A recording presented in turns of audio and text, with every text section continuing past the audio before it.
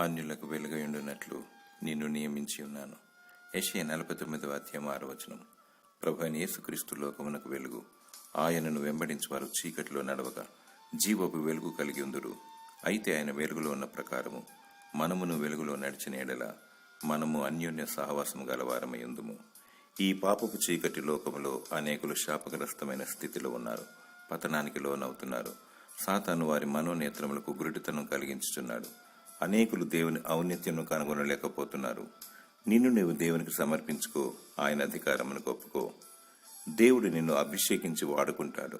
నీతి మార్గములను అనుసరించి నడుచుకున్నట్లు ఎవరు అనేకులను త్రిప్పుదురో వారు నక్షత్రముల వలె నిరంతరము ప్రకాశించెదరు.